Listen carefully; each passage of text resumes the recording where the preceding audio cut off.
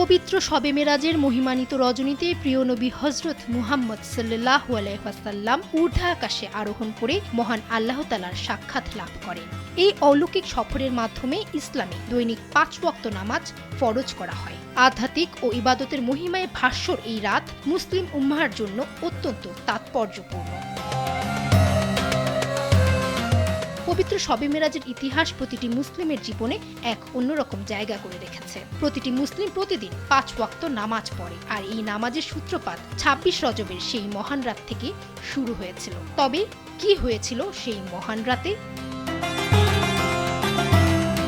বিভিন্ন হাদিস এবং পবিত্র কুরআন মাজিদের আলোকে নুরানি সেই রাতের বর্ণনা পাওয়া যায়। সেই বর্ণনা বলছে, একের পর এক আসমান পার করে নবী পাক হযরত মুহাম্মদ সাল্লাল্লাহু আলাইহি সাল্লাম পৌঁছেছিলেন ৭ আসমান উপরে। এরপর মহান আল্লাহ তাআলা নবীজির প্রতি ওহী পাঠান। আল্লাহ তাআলা দিন রাতে উম্মাতের জন্য ৫০ ওয়াক্ত নামাজ ফরজ করে দিলেন। সেই ৫০ ওয়াক্ত নামাজকে হযরত মুহাম্মদ সাল্লাল্লাহু আলাইহি সাল্লাম তার উম্মাতদের খাতিরে মহান আল্লাহ তাআলাকে রাজি করে মাত্র ৫ ওয়াক্তে নিয়ে আসলেন। তবে নামাজের সওয়াব সেই ৫০ ওয়াক্তের সমানই দেওয়া হবে।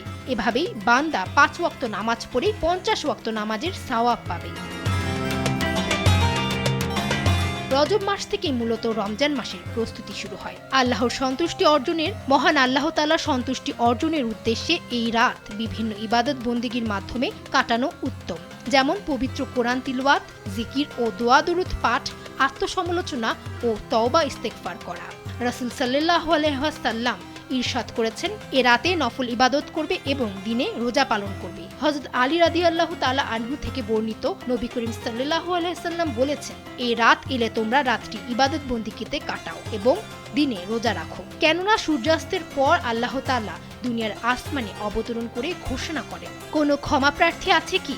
আমি তাকে ক্ষমা করব। কোনো রিজিক প্রার্থী আছে কি? আমি তাকে রিজিক দেব। কোনো বিপদগ্রস্ত আছে কি? আমি তাকে উদ্ধার করব।